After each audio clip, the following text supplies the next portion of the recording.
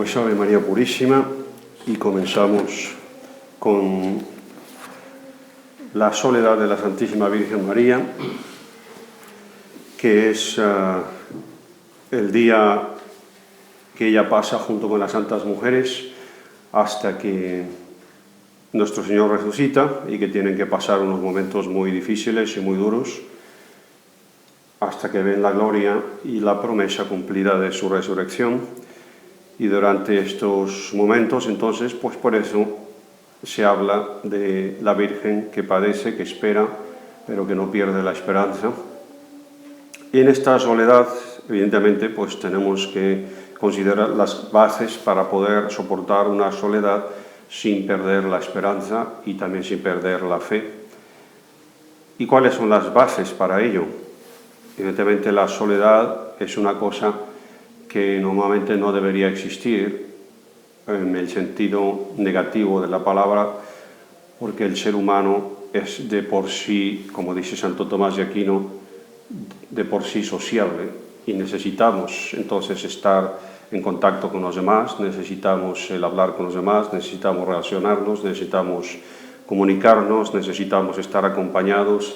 El ser humano está creado para ser sociable, y de hecho por eso, cuando ustedes ven en el Génesis que Dios, la Santísima Trinidad, crea a Adán, dice: hagamos una compañera porque no es bueno que el hombre esté solo.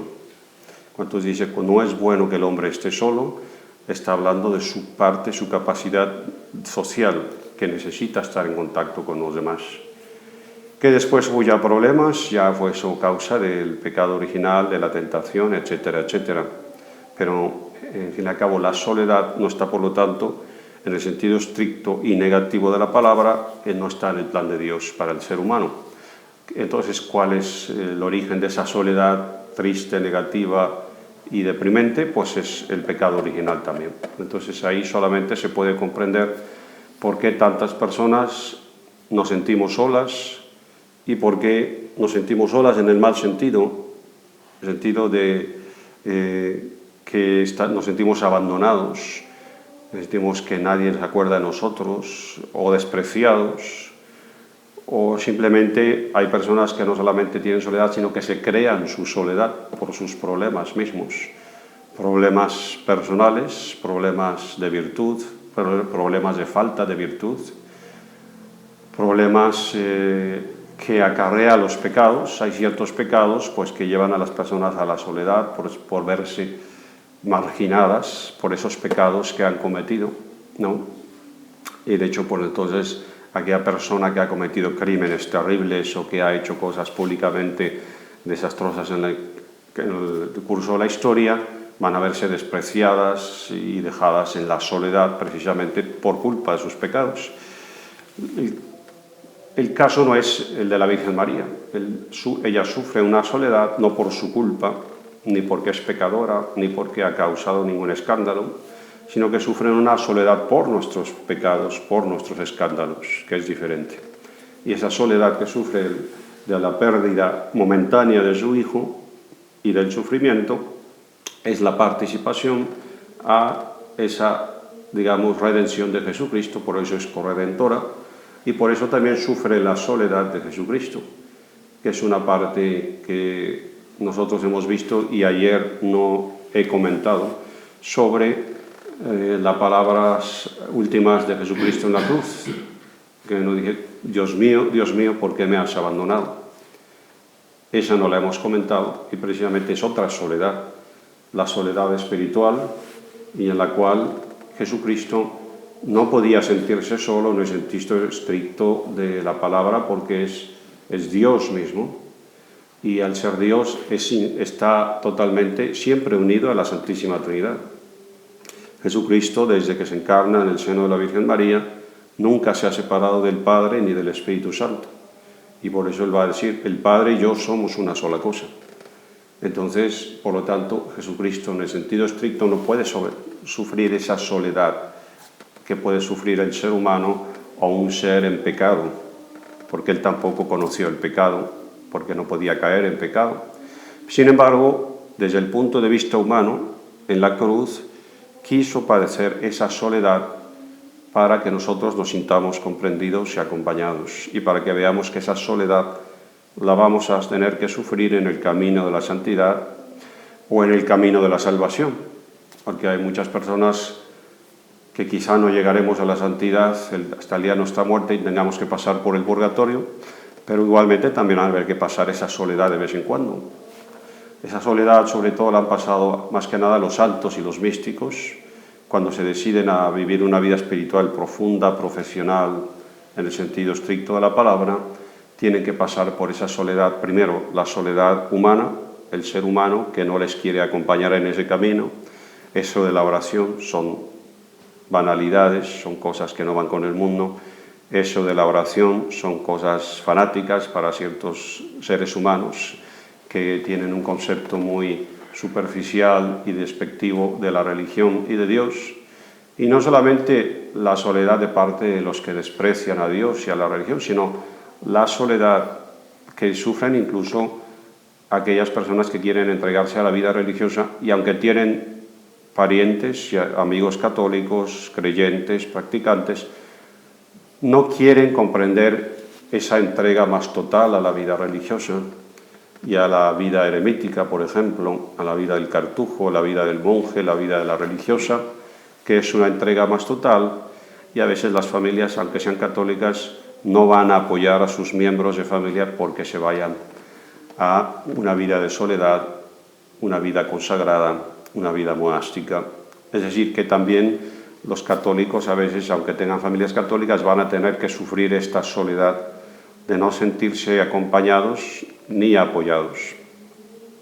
Y a pesar de que las familias tengan buena intención, entonces ya no es aquí una cuestión de no creer o creer.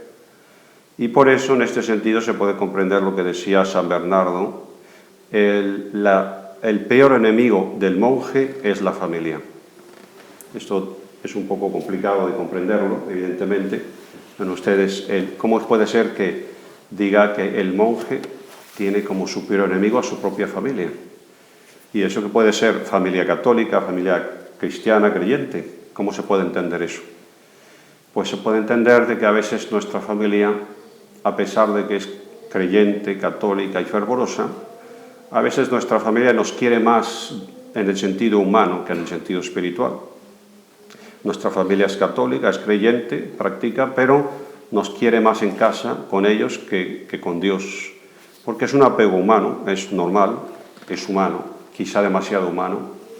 Nuestro amigo, o como tenemos a veces, incluso en los matrimonios, como a veces llega a haber un poco de celos, porque el hecho de que la mujer quiere ir mucho a la iglesia, quiere ir mucho a rezar, y el hombre no quiere porque es un poco frío, un poco escéptico, y le toma eso un poco de tirria a la religión porque quiere que se quede con él, con su mujer. Entonces ahí la mujer tiene que padecer esa soledad y esa incomprensión, y es un poco la familia que no comprende al que quiere entregarse a Dios. Y también pasa a la inversa, a veces hay mujeres que son muy posesivas y no quieren que el marido vaya mucho a rezar ni a las cosas de religión, porque le quiere de una manera demasiado humana y no espiritual. Es difícil encontrar matrimonios en los cuales hay esa perfecta unión entre los dos espiritual y que los dos se apoyan para estar rezando y con Dios. A veces no se da ese equilibrio y por eso se tiene que sufrir. Por eso lo advierte San Pablo, ¿no? Si os casáis tendréis que sufrir las vicisitudes de la carne y los problemas que hay en la familia. Entonces no quiere decir que el casarse, que el matrimonio sea pecado, pero que tiene sus cruces y sus sacrificios. Y también lo mismo va a suceder con los hijos o hijas que a veces quieran irse al convento y que no van a ser apoyados por sus padres porque les prefieren que se queden con ellos. No es porque tengan algo contra la religión, pero porque les quieren de una manera demasiado humana. Nuestros seres queridos, sin mala intención, nos pueden querer demasiado en el sentido humano y no en el sentido espiritual. Entonces, en ese sentido es que dice San Bernardo, el peor enemigo del monje es la propia familia. Entonces queda aclarado que no es por mala intención, ¿no? Bueno, pues esta soledad, la que se vive también en la religión, en la vida espiritual, Y hoy la soledad de la Virgen María es más bien la soledad que es la consecuencia de nuestros pecados, porque le hemos arrebatado a su Hijo a causa de nuestros crímenes, como dice Isaías profeta. Por sus llagas hemos sido curados, pero esas llagas tuvieron que costarle también un precio a la Virgen María.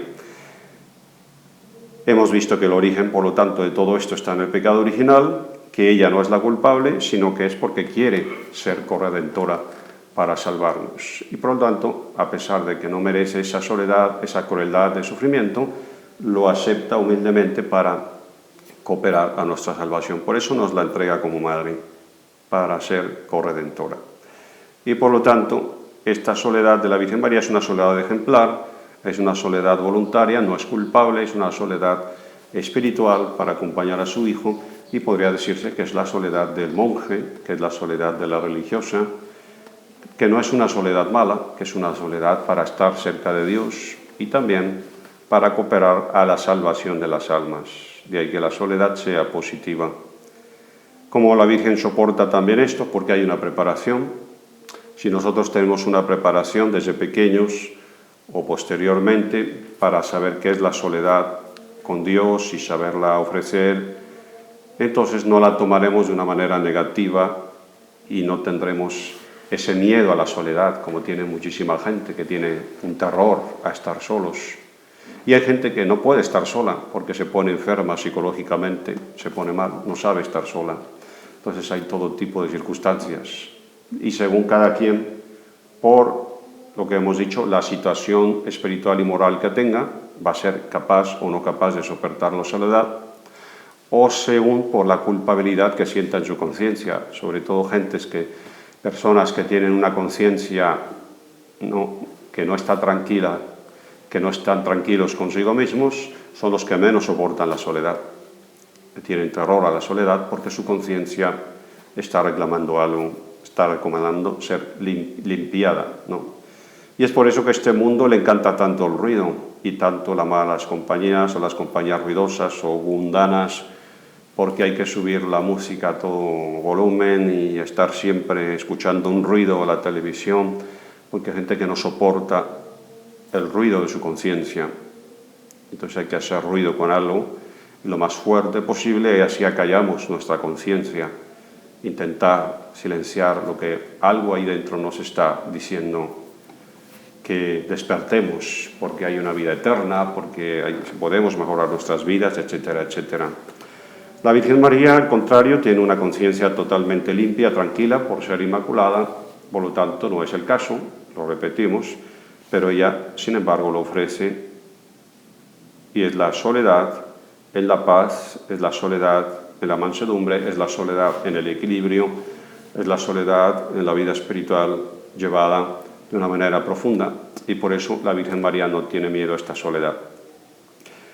Hemos tenido nosotros preparación o no preparación en nuestras familias para esta soledad, depende de las circunstancias familiares que hemos tenido, diferentes cada uno, depende de la vida que hemos llevado espiritual y moral en nuestras vidas, seremos capaces o no capaces de soportar la soledad.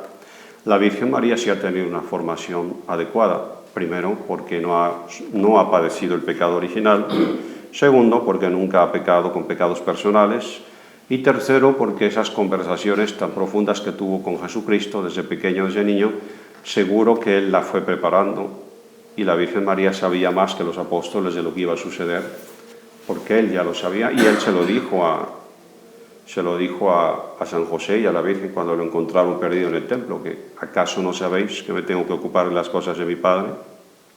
Entonces quizá en público no dio una explicación, pero seguro que en la intimidad de la familia, de la Sagrada Familia, alguna vez San José y la Virgen María, con esa confianza que había, absoluta, que le tuvieron que preguntar, oye, ¿por qué nos has dicho aquella vez que tenías que ocupar las cosas de tu padre? ¿Qué quisiste decir con eso? Y seguro que hablaron de la pasión entre ellos, porque Jesucristo ya sabía todas las profecías de memoria, más que nosotros, evidentemente, porque Él fue quien las ha preparado a los profetas, y seguro que a la Virgen María la estuvo preparando para estos días de pasión, y la estuvo preparando para estos 3 días de soledad que tenía que sufrir. Entonces, por eso la Virgen la hemos visto tan entera, tan valiente, al pie de la cruz, porque ella ya sabía lo que estaba pasando, ella sabía lo que tenía que pasar y ella ya sabía lo que va a pasar después de la muerte y crucifixión. Por eso ella está llena de dolor, pero no está desesperada, ni está con una tristeza negativa, sino que es la tristeza natural humana que todo ser humano debe tener cuando hay un sufrimiento por la pérdida de alguien o por ver sufrir a alguien, que es normal, pero ella se mantiene íntegra, entera, y por eso la palabra en el Evangelio dice stabat, en latín, como ya lo explicamos, ¿no? Estaba de pie. Y estar de pie, es decir, estar con entereza y con valentía al pie de la cruz.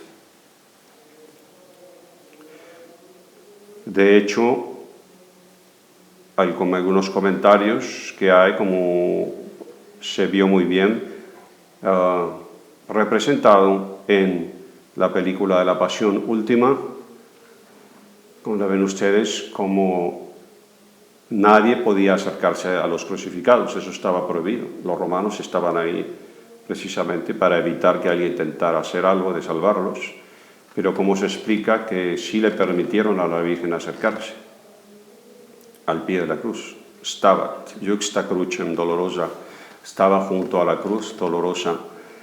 Y en esa escena de la película pues sí está fielmente representado, según la tradición y según los evangelios, el soldado romano que se enfrenta a la Virgen María cuando sabe que es su madre y ve en ella esa presencia tan digna, porque la Virgen María tenía que tener un porte muy impresionante, no solamente de exterior como señora virgen, sino que además como la mirada que tenía la Virgen tenía que ser extraordinaria, porque es una mirada limpia, sin pecado, sin maldad, y que nunca perdió el estado de gracia. Entonces esa mirada es de la santidad perfectamente, la santidad. Por eso la mirada de los santos es tan impresionante, porque ya se ve su alma limpia a través de sus ojos y se ve la bondad que tienen, la paciencia que tienen, que nosotros no tenemos, y que todo lo sobrenaturalizan. Eso tenía que verse en la Virgen a tal punto que uno de los primeros obispos cristianos que conoció a la Virgen María dice que si no hubiese tenido la fe en Jesucristo, hubiese creído que esa mujer era una diosa, por el aspecto que tenía. Hubiese creído que era una diosa. Es la palabra literal que utilizó este hombre para describir cómo vio a la Virgen María, la Madre de Jesucristo. Pues esta es exactamente la impresión que tuvo el soldado romano cuando la Virgen María se le acerca y no se atreve a prohibirle, porque la ve tan digna, con el porte de una reina y de una santa, que no se atreve a prohibirle que se quede al lado de la cruz, ¿no? Es la única explicación posible, porque si no, esos romanos, que eran unos salvajes y que eran capaces de retirarte con la espada, y que estaban muy acostumbrados a arreglar todo por la violencia, porque ese era su trabajo, un soldado romano, pues no se atreve a tocarla, sino que con todo respeto la deja acercarse allá a su hijo, y ahí está ella al lado de la cruz. Esa es la explicación. Por eso esa escena está muy bien representada en la película, ¿no? La Pasión, basándose en esas revelaciones también de Santa Ana Catalina Emmerich, que nos da esos detalles. Por lo tanto, la Virgen María va a estar solitaria, pero va a estar con esa entereza para ofrecer y sufrir por nosotros. La soledad de la Virgen María va a ser corta y va a ser premiada por su fidelidad, al tal punto que la primera que va a ver a Jesucristo resucitado va a ser ella y la Magdalena, ¿no?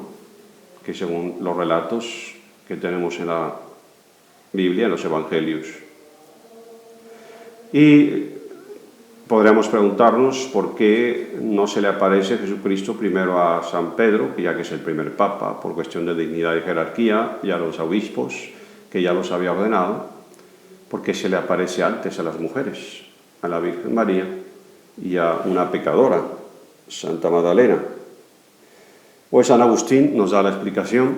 Él dice claramente: la razón por la cual se le aparece primero a la Virgen María y a Santa Magdalena es porque la Virgen María es la pureza misma y porque la Magdalena es la pureza recuperada por su oración y por su penitencia. Esa es la explicación que nos da un padre de la Iglesia, San Agustín de Hipona, padre de la Iglesia, que tiene un especial discernimiento y iluminación del Espíritu Santo para explicarnos la Sagrada Escritura sin equivocarse. Y ahí tenemos, por lo tanto, ese premio a su soledad y que posteriormente no se va a quedar sola, a pesar de que cuando después, 40 días más tarde, ascienda al cielo, ya se la ha encargado a San Juan, ahí tienes a tu madre, y desde aquel momento la recibió como suya. San Juan se encargó de cuidarla, según la tradición, pero ella no dejó, por lo tanto, de estar unida a Dios y de seguir en ese estado de gracia total, por lo tanto, no va a sufrir ya esa soledad total que sufre en el momento de la pasión. Ahora esa soledad nosotros la vamos a transportar a nosotros mismos y a nuestra vida práctica. Es que la tenemos que sufrir, es evitable, no es evitable. Para la Virgen María fue inevitable, porque nosotros va a ser evitable, imposible. Nosotros la vamos a sufrir más, esa soledad, desde el momento que nosotros sí somos culpables de pecado y somos seres humanos mortales. O sea que no podemos imaginar que la vamos a tener que sufrir. Hay una soledad interior, cuando el alma no está en estado de gracia, es una soledad terrible porque está sin nada, el alma está vacía, el alma está negra, si se puede decir, está en la oscuridad, a tal punto que Santa Teresa dice que si se nos fuese dado ver espiritualmente cuál es el estado de un alma cuando está en pecado mortal, es tan terrible que moriríamos de espanto, de horror. Nuestra naturaleza humana no soportaría ver tanta fealdad en un alma que está en pecado mortal.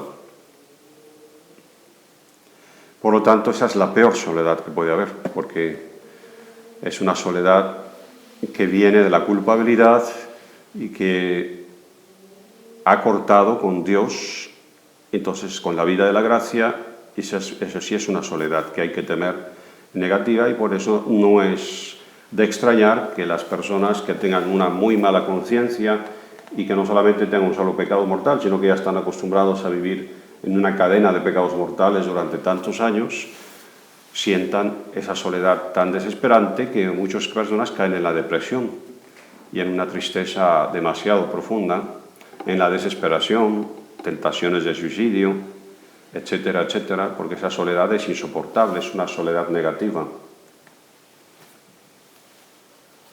Por tanto, esa soledad es diferente, no tiene nada que ver con la soledad de la Virgen María, pero que nosotros podemos vernos afectadas por ella, y muchas personas que no creen, precisamente, pues son más propensas a ese sentimiento de desesperación.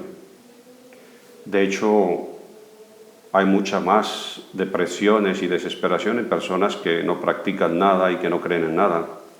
Los que más se suicidan, precisamente aquellos que no creen en nada positivo de la gracia ni en el poder de la oración, mucha más propensión al suicidio.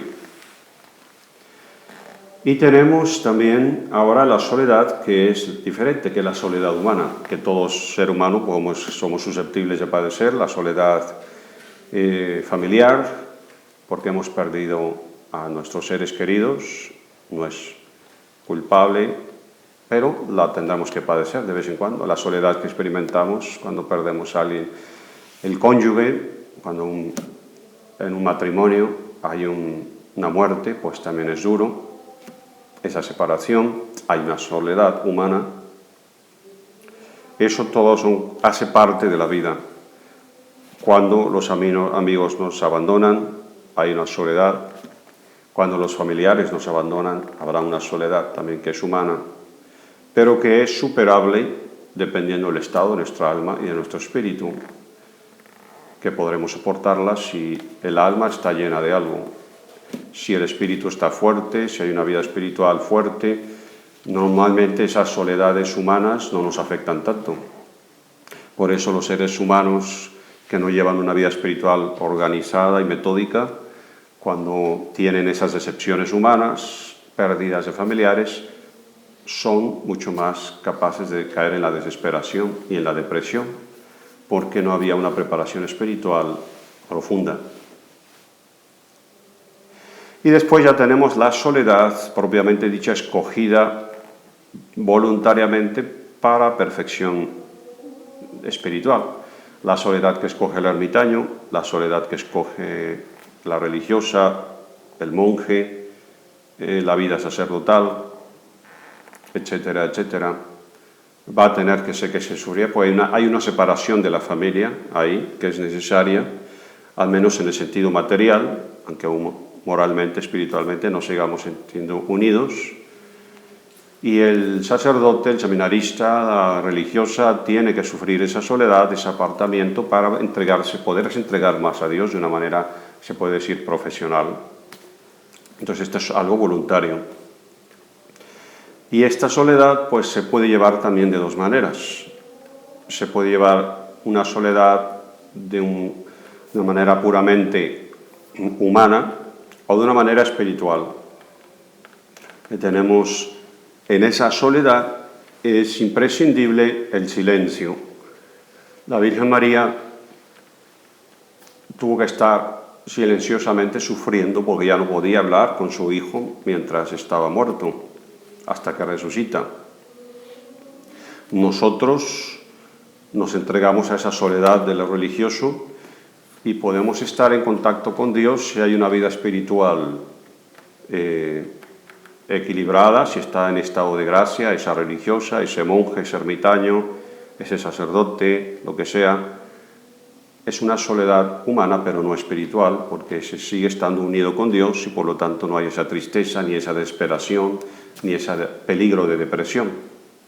Y es por eso que una vida en un seminario, en un convento, en un monasterio, donde no se vive la vida de oración, donde no se vive el estado de gracia sinceramente, esa soledad se convierte en insoportable. Y es por eso que vemos incluso monjes o monjas que llegan a tener desequilibrios mentales, espirituales, porque no saben llevar esa soledad correctamente, pues no se les ha enseñado. No solamente que puede haber porque esa vida espiritual está siendo mal llevada, sino también porque no se les ha enseñado también cómo llevar ese arte de la soledad y del silencio. Hay seminaristas, monjes, ermitaños, lo que sea ustedes quieran, cartujos, que se les mete en esa vida de comunidad, esa vida religiosa, y no se les enseña a guardar silencio. ¿Por qué hay que guardar silencio? Primero, hay una razón. ¿Cómo hay que guardarlo? Que no es fácil guardarlo, porque es un silencio no solamente de boca, sino que es un silencio también mental, espiritual, para dejar hablar a Dios. Y a veces los directores espirituales que hay en los seminarios o en los conventos o en los monasterios de religiosas también no tienen el don y no tienen la formación para transmitir a esos seminaristas, a esos novicios, a esas novicias, cuál es el arte de guardar el silencio y por qué hay que guardarlo, cuáles son las razones. Entonces se les obliga simplemente a guardar silencio sin darles una formación, sin explicarles completamente y adecuadamente por qué hay que guardar silencio y cómo hay que guardarlo. Entonces es como si a esos religiosos, a esos seminaristas, se les pone una mordaza en la boca porque es santo, el santo silencio, se les llega a decir incluso el gran silencio, que suena muy bien, está bien, no tiene nada de malo, pero si no lo explicas, si no lo llevas aplicándolo gradualmente, esa persona va a guardar el silencio obligada, constreñida, no libremente, y lo que después va a provocar crisis psicológicas y crisis espirituales. Esa soledad mal llevada, ese silencio impuesto a la fuerza, pero no explicado y voluntario. Si yo antes a los monjes, a esos seminaristas, a esos novicios, a esas novicias, les doy toda una teoría de la vida espiritual sólida, profunda, no basada en mis opiniones personales, sino los santos y los santos padres y el ejemplo que ellos nos dan. Entonces, esos novicios y esas novicias, esos seminaristas, van a comprender la seriedad y la necesidad de un silencio que es ante todo espiritual, no es vocal, porque puede haber un silencio material, pero no interior, en la mente. Entonces, una vez que se les ha explicado eso, ya pueden estar más preparados para saber soportar esa soledad y ese silencio sin tristeza, sin desequilibrios psicológicos y también sin esa tendencia a las depresiones, porque a veces en los seminarios y conventos hay profundas depresiones en ciertos miembros, porque no se les ha enseñado espiritualmente a guardar ese silencio, que es peligroso. Y muchos incluso hay vocaciones que se han perdido por eso, porque religiosas, religiosos, seminaristas que no han soportado ese silencio que se les impone en ciertas horas de la comunidad y se han tenido que marchar. Y quizás sí tenían la vocación, pero como no se les explicó correctamente, no se les formó, tuvieron que salir corriendo. Y actualmente, como hay crisis en todos los sentidos, no solamente en el espiritual, en la formación de la oración, en las bases teológicas por las cuales estamos ahí, todo actualmente se ha puesto en duda, tanto la teología y nuestro origen de teología, como la espiritualidad. Ahora dicen que ya está superado los santos, que no necesitamos la doctrina de los santos, que ahora basta escuchar estos teólogos modernos que dicen, que interpretan su espiritualidad a su manera. Pues todo eso deja un vacío tremendo, que por eso las casas actualmente de religiosas y de monjes y de seminaristas se están desapareciendo de una manera gradual, porque nadie soporta esa disciplina tan férrea sin una base espiritual auténtica y profunda. Es normal, es lógico que haya esta crisis, porque se ha cortado los fundamentos de la vida espiritual y de la vida teológica, a tal punto que incluso encontramos sacerdotes que dicen, con la nueva teología y de estos de los neocatecumenales y todos ellos, que dicen que es antiteológico tener a Jesucristo en el sagrario en las iglesias, que eso va contra la teología, que no es teológico. Entonces, si ya no podemos tener al Santísimo en las iglesias para rezarle, entonces, ¿a quién le rezamos? ¿Dónde está nuestro consuelo? ¿Dónde está nuestra fortaleza? ¿De dónde adquirimos toda esa espiritualidad profunda si ya no se puede tener los sagrarios en las iglesias porque es una moda moderna? Y es como dice el Evangelio, la Magdalena que entra llorando, ¿no? Y dice, cuando no ve que no está Jesucristo, ¿dónde le habéis puesto? ¿Dónde le habéis puesto? Y es lo que muchas almas preguntan ahora cuando entran a las iglesias, si quieren rezar y quieren encontrar al Santísimo, y se preguntan, sin saberlo, sin darse cuenta, pero están preguntando, ¿dónde le habéis puesto? Y es que literalmente hay gente que actualmente entra a las iglesias, a las catedrales, y tiene que buscar y preguntar, porque le han puesto en una habitación por allá oscura y escondida, para que no estorbe en el altar mayor, ¿no? Muestra hasta qué punto se están minando los fundamentos de nuestra teología y de la espiritualidad que nos alimenta actualmente, y es por eso normal que sucedan todos este tipo de cosas, ¿no?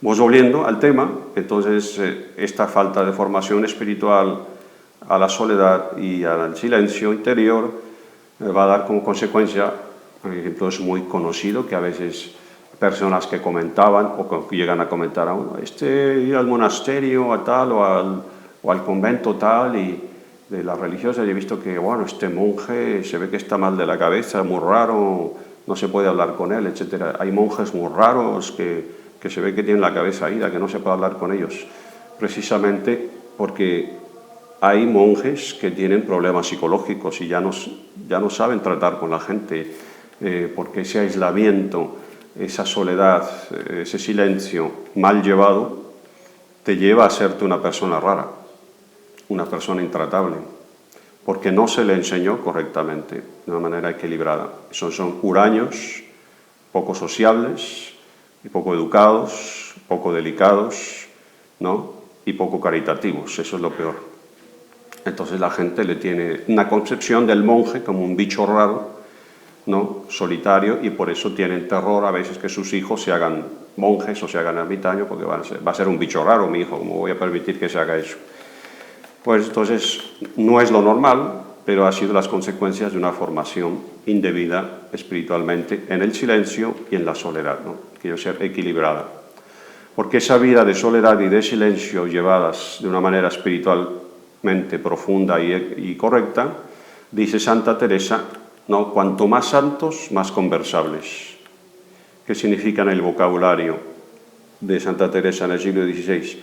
Que una persona cuanto más santa, auténticamente es más sociable, es más agradable, es mucho más atractiva, porque su santidad es auténtica. Como esa soledad que vive es para estar en contacto con Dios, no es para huir de los seres humanos, esa soledad que tiene esa persona no la ha hecho como pretexto para escaparse de algo ni de alguien, es una soledad auténtica para llenarse de Dios. Entonces, cuando esa persona está llena de Dios auténticamente, transmite a los demás un equilibrio psicológico, personal, sobre todo espiritual, que es atractivo para el resto de los seres humanos, que buscamos la verdad, la caridad y la persona agradable y santa.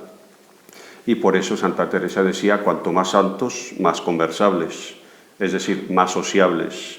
La persona cuando tiene auténtica santidad es más agradable, es más llevadera, atrae mucho una persona santa, ¿no? Tiene un atractivo que no se puede explicar, cuando la santidad es auténtica.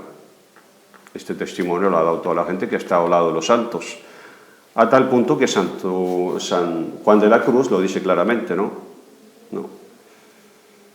El que vive, el que anda en amor, ni cansa ni se cansa. El que anda en amor, ni cansa ni se cansa. ¿Qué significa? El que vive en la caridad auténtica de la santidad no cansa a las otras personas, no les agobia, no les persigue, no les trata mal, no da mal ejemplo.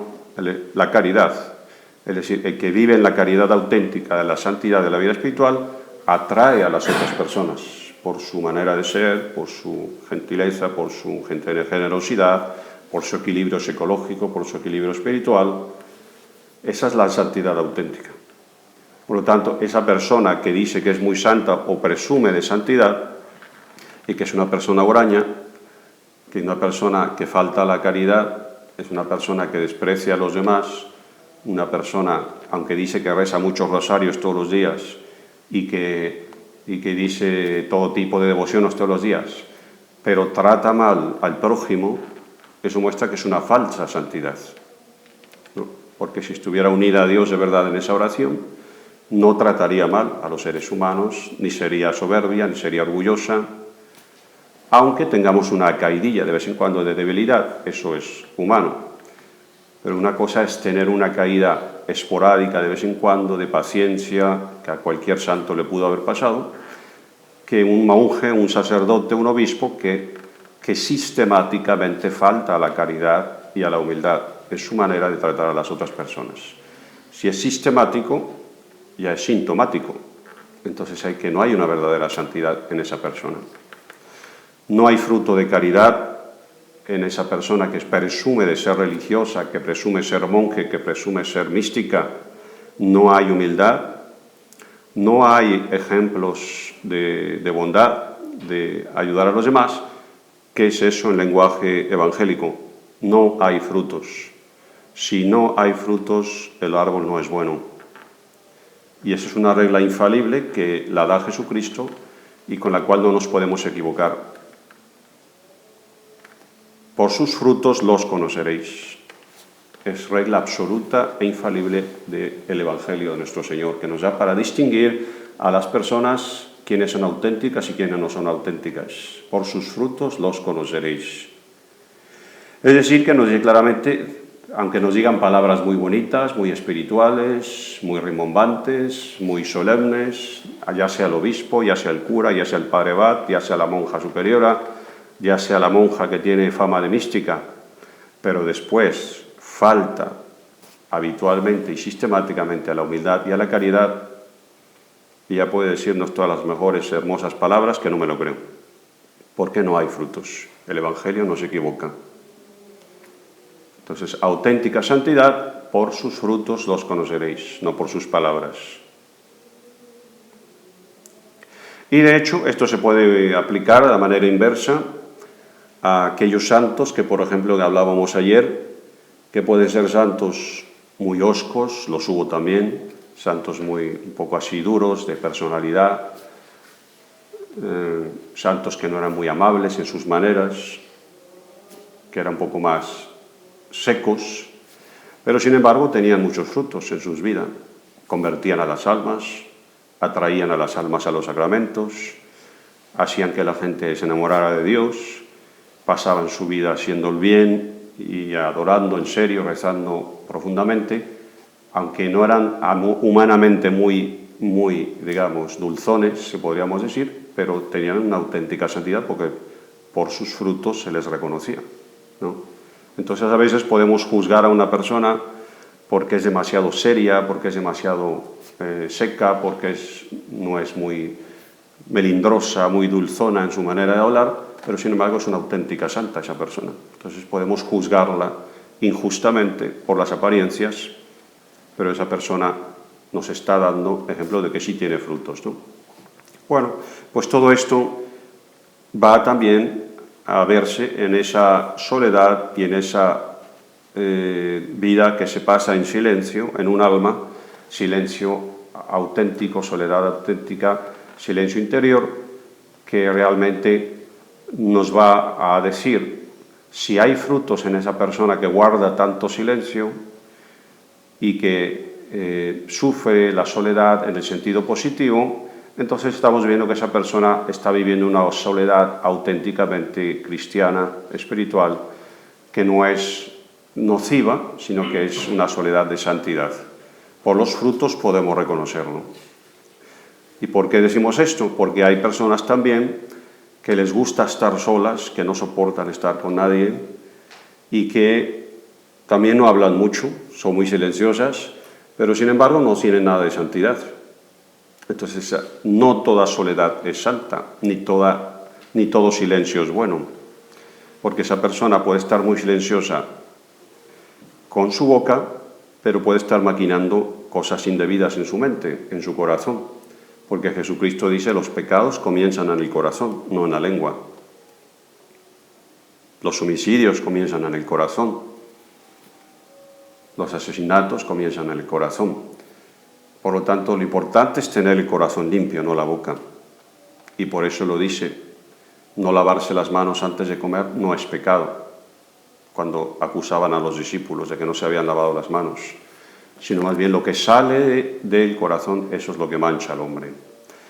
Por lo tanto, hay personas que aunque no hablen mucho, pero si tienen el corazón lleno de malos pensamientos y de prejuicios y también de malos sentimientos hacia las otras personas, pues ya pueden estar muy calladitas, que eso no las hace santas.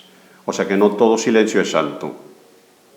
Hay personas precisamente que tienen esa fama de que son muy calladas y que parece que no hacen ningún mal, pero en el momento que surge alguna situación muestra que eran personas calladas y silenciosas, pero que no tenían el corazón limpio porque las cosas que hicieron eran negativas.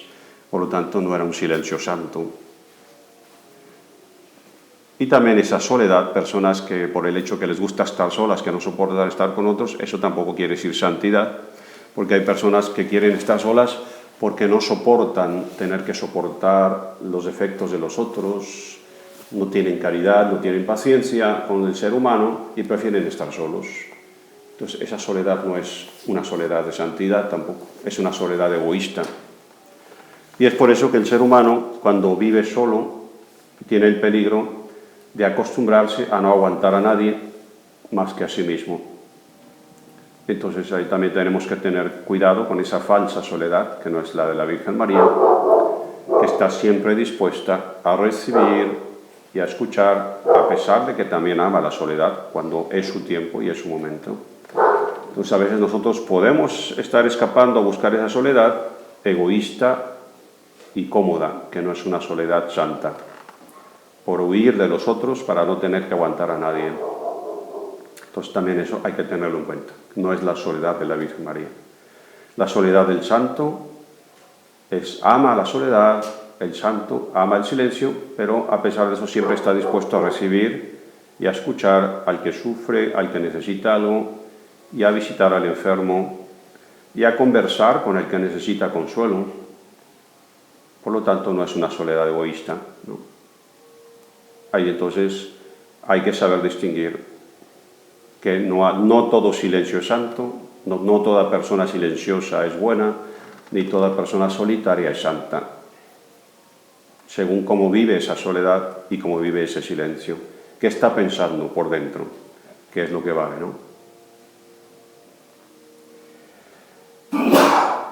Y por eso incluso los alemanes, como nosotros en castellano, tenemos muchos refranes castellanos antiguos, ¿no?, que transmiten esa sabiduría, a veces espiritual, a veces humana, y dicen los alemanes en un refrán de esas personas calladas, que son muy tranquilas, dice: no te fíes de las personas calladas y tranquilas, que son como las aguas tranquilas, que son muy profundas y no se sabe lo que ocultan dentro. Entonces no todas las tranquilidades son buenas, ¿no? O las apariencias de tranquilidad.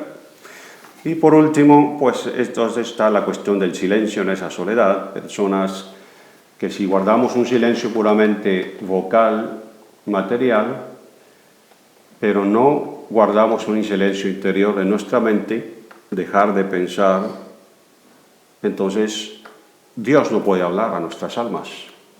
Yo puedo estar muy silencioso, pero estar dándole vueltas a la cabeza continuamente en mis maquinaciones, quizá no malas, pero sí egoístas, pensando en mis historias, en mis novelas, en las cosas que he visto por ahí en la tele, en las cosas que veo que me han comentado mis amigos, no necesariamente pensamientos santos, pero estoy siempre solo callado y dándole vueltas a la cabeza. Esa no es un silencio santo, porque no estoy dejando hablar a Dios. Entonces uno puede estar en silencio, aparentemente, pero si la cabeza no para, Dios no está santificando esa alma. Y ese silencio no está siendo santo. Depende qué estoy pensando, qué estoy imaginando.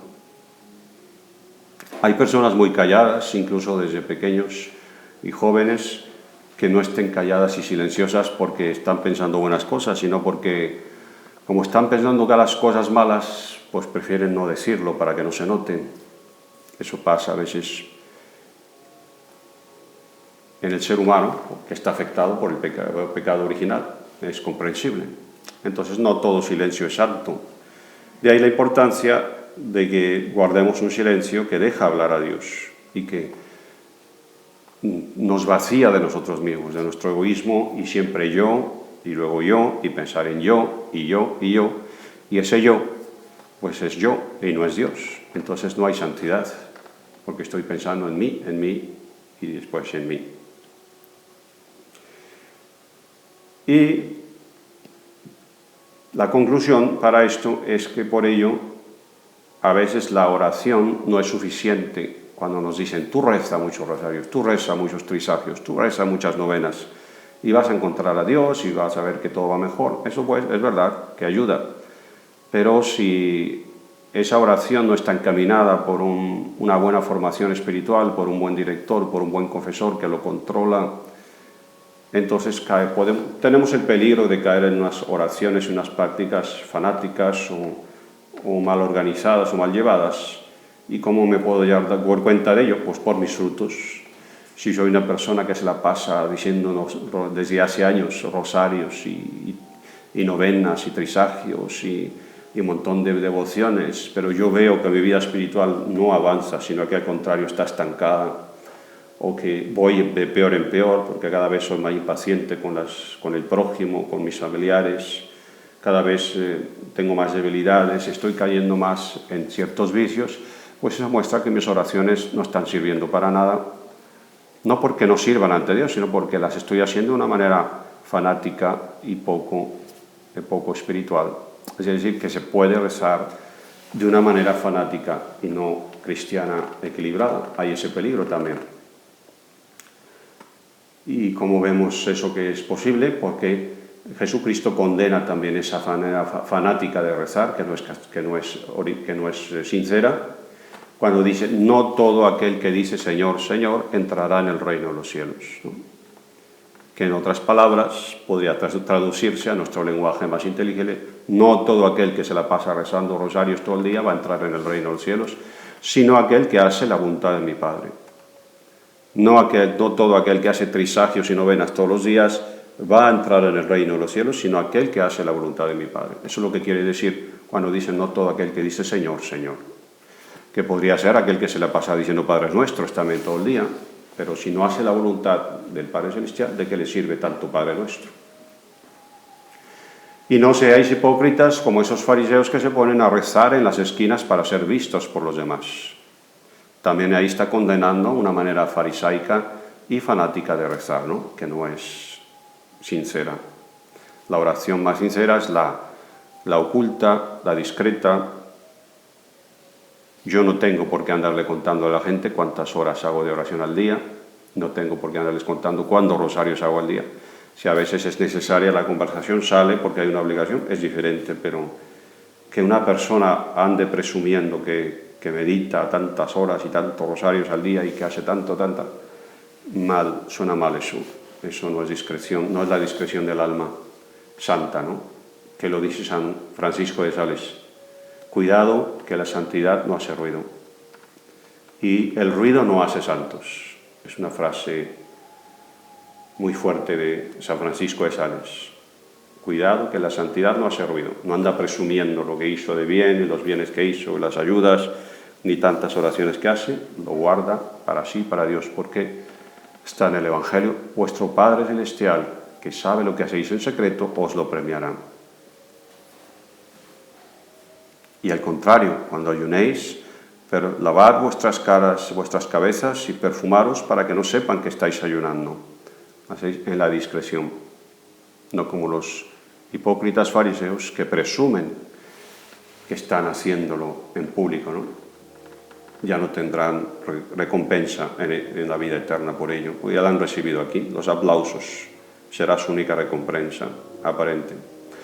Y por último, entonces, así, esta vida espiritual de soledad y de silencio, cuando no hemos tenido una formación familiar, no por mala voluntad, sino porque somos seres humanos, puede ser que nuestros padres no hayan sabido formarnos en una vida espiritual profunda, que nosotros la tuvimos que buscar después, puede ser que no hayamos tenido una formación espiritual profunda porque no tuvimos sacerdotes que tenían el don de sabernos enseñar, porque lo dice San Pablo, no todos los sacerdotes tienen el don del discernimiento de los espíritus, no todos los sacerdotes tienen el don de dirigir espiritualmente, no todos los sacerdotes tienen el don de profetizar, no todos tienen el don de saber interpretar las Escrituras, cada uno tiene su especialidad. Entonces puede ser, aunque no haya mala voluntad ni culpa de nuestra parte ni de ellos, que hemos tenido por ahí a veces formadores que no sabían transmitirnos cómo rezar auténticamente y cómo controlar auténticamente una vida espiritual seria, nos vemos abandonados y a veces con deficiencias espirituales que no nos damos cuenta, aunque a veces creemos que ya lo sabemos todo. Pues aquí está el que lo suple todo. Por eso se invita tanto a la adoración eucarística, porque ese es el Maestro que suple todas esas deficiencias. No vamos a encontrar nunca un hombre que sepa todo y que nos enseñe todo, porque somos seres humanos, estamos limitados. Eso solamente existe en el cielo, la perfección. Aquí no existe en ningún ser humano. Y por ello, la garantía que tenemos, tan grandísima, de hacer horas de adoración al Santísimo, que no es tiempo perdido, cuando está la hostia blanca visible, que le podemos ver, que le podemos hablar, que le podemos mirar y que nos mira. La gran ventaja que tenemos ahí, que no tenemos ni con el más santo director espiritual, es que él mismo nos enseña a rezar. Varias horas ante él nos va a enseñar a rezar lo que nunca nos enseñaron. Incluso nos vamos a asombrar de que creíamos que ya sabíamos rezar y él nos va a decir, no, yo te voy a decir cómo se reza. y algo que tú no estabas haciendo correctamente, yo te lo voy a enseñar, pero no lo hace con suma caridad y con suma delicadeza, sin ofendernos y sin humillarnos. Y lo segundo, aquí está el gran misterio extraordinario, es que esa soledad que a veces humanamente, aunque lo hacemos con buena intención y generosamente, incluso en los conventos, monasterios y seminarios, esa soledad unida a ese silencio que es insoportable para ciertos monjes y ciertos sacerdotes, cuando se está presente ante el Santísimo muchas horas mirándole, Él te quita esa soledad triste y Él te enseña a guardar el silencio interior, cosa que no nos pudieron enseñar nuestros familiares, ni nuestros directores espirituales ni confesores. Él nos enseña y nos dice: mira, este silencio interior es el que necesito para decirte esto, para decirte aquella cosa que yo tenía siempre guardada en mi corazón, que siempre te quise comunicar y tú no me dejabas decírtelo porque estaba siempre hablando, porque estaba siempre pensando, en tus rencores con tu familia, rencores con tus amigos, rencores con tus enemigos, en tus tristezas de la vida pasada, y estás tan obsesionado con tus cosas negativas de tu vida que, aunque tengas razón, no me dejas hablarte nunca. Eso nos lo dice el Santísimo cuando lo vemos horas y horas, nos lo empieza a decir. Y Él mismo nos pone esa semilla en el corazón del deseo de guardar silencio. Eso es lo más extraordinario, ¿no? Porque eso no lo puede hacer a veces ni un confesor, ni un director espiritual, ni el mejor amigo que tenemos, que es muy espiritual, nos enseña a hacer ese deseo en el corazón de sentir realmente las ganas de callarme y de escucharle. Esa fuerza solamente la puede dar el Santísimo cuando lo estamos viendo. Por eso, las grandísimas ventajas de hacer mucha adoración, porque no solamente nos enseña a rezar, sino que nos enseña a callar y nos enseña a guardar silencio interior, que es el que vale. Porque no es el de la boca el silencio que vale, sino el del corazón y de la mente. Y nos enseña a adorar, y nos quita el miedo a la soledad, y nos quita el miedo al silencio. Eso es las consecuencias de la mucha adoración al Santísimo. Y es por eso que los más grandes santos, más místicos, han sido adoradores del Santísimo Sacramento. Y entonces esto está bendecido desde el principio del cristianismo en el Evangelio. Cuando María se pone a contemplar a Jesucristo, con la boca abierta, estaba adorándole. Y la hermana que estaba ahí, muy ocupada en las cosas materiales, que sigue sirviendo, y se queja y le dice a Jesucristo: mira, esta perezosa que no me ayuda, ¿por qué no le dices que trabaje un poco? Que se hace la mística, que no hace nada, que es lo que creemos, que los místicos no sirven para nada, que no hacen nada. Y Jesucristo le corrige: tu hermana María ha escogido la mejor parte, la de contemplarme, la de escucharme. Ya que Jesucristo mismo condena el activismo en exceso y bendice la contemplación de la adoración, cuando le dice: María ha escogido la mejor parte, contemplarme y escucharme. Y esa es la parte que escogemos cuando hacemos muchas horas de adoración, que a mucha gente le cuesta. Es normal, porque nunca han sabido lo que es, ni se lo han imaginado, pero hasta hay que vivirlo para poder saber lo que es, ¿no? Y esta es la conclusión total, ¿no? De que si nosotros queremos saber acompañar a la soledad de la Virgen María, no se acompaña solamente con palabras dulzonas y con poesías espirituales que suenan muy bien, muy bonitas, y hasta cánticos espirituales que hay por ahí de decir: ay, que hay que cantarle a la Virgen, a pobrecilla en su soledad. De nada sirve todas las cosas y saetas a la soledad de la Virgen María si no sabemos darle consuelo espiritual por esa adoración a su Hijo. Y creemos a veces los seres humanos, aunque con buena intención, pero en nuestra grandísima debilidad, que seríamos capaces de consolar a la Virgen en su soledad y a Jesucristo en su soledad con nuestras invenciones humanas, cantos y cantares y lo que queramos, cuando lo que ellos nos están pidiendo en realidad es una disposición interior que a ellos les agrada, la de escucharles y la de saber guardar un silencio que realmente nos dejamos formar por ellos. Esa soledad que es la única soledad que consuela a la de la Virgen María y que consuela a la de Jesucristo crucificado. No nos engañemos que no necesitan ellos de nosotros. Nosotros necesitamos de Jesucristo y de la Virgen María, que es la diferencia. Por muchas flores y mantos y cosas materiales que les pongamos para festejar las grandes procesiones, no está mal, pero nunca es lo más importante, sino lo que uno les puede dar interiormente a ellos. Eso es lo que les consuela. Y por eso la Virgen María le va a decir en Fátima a los niños, ¿no? Al menos tú procura consolarme, lo dice ella. Es la vida interior la que les consuela, no nuestras palabras exteriores, cantos y saetas, etcétera, etcétera. Bueno, pues entonces esta invitación a la adoración es la conclusión de acompañar a la Virgen María en su soledad. Es esto, nuestro silencio con el Santísimo, nuestra adoración, que es la manera más perfecta y es el acto más elevado de la virtud religiosa, según San Pedro, Julián e Aymar. Adoración al Santísimo Sacramento es el acto más elevado y perfecto de la virtud de religión. No podemos hacer una cosa mejor, ni más perfecta, ni más elevada, aunque hagamos muchos rosarios y muchas calculatorias y muchas devociones. Todo eso no es nada en comparación a hacer un acto de adoración en los momentos de contemplación al Santísimo Sacramento. Bueno, así tendremos una soledad equilibrada y así sabremos lo que realmente pasó a la Virgen María, porque Él nos lo enseña, Él nos lo comunica y descubre muchas verdades que nunca habíamos imaginado en la vida espiritual, que nosotros creíamos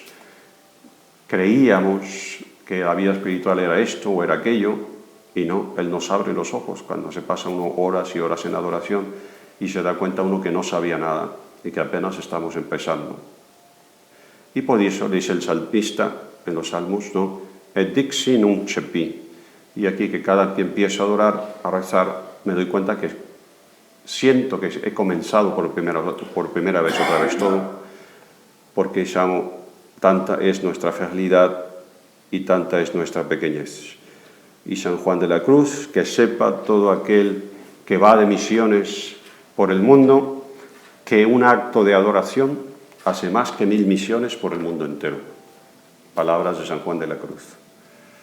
Que nosotros que nos cansamos por ahí corriendo por todo y hay curas, hay monjas ahora que están terriblemente tentados por la tentación del activismo y que con sus palabras y con sus conferencias y con sus visitas y con todo, que no está mal, pero que le dan prioridad a eso, a la vida de contemplación y a la vida de oración. Ese activismo, ese apostolado está condenado a perecer, a terminar en nada. Que sepáis que aquellos que van por el mundo, que un acto de adoración vale más que 1000 misiones por el mundo entero. Hablas de San Juan de la Cruz, ¿no? Pues así terminamos entonces con una oración a la soledad de la Virgen María. Dios te salve, Reina y Madre de misericordia, vida, dulzura y esperanza nuestra. Dios te salve. A ti llamamos los desterrados hijos de Eva, a ti suspiramos, gimiendo y llorando en este valle de lágrimas. Ea pues, Señora nuestra, vuelve a nosotros esos tus ojos misericordiosos.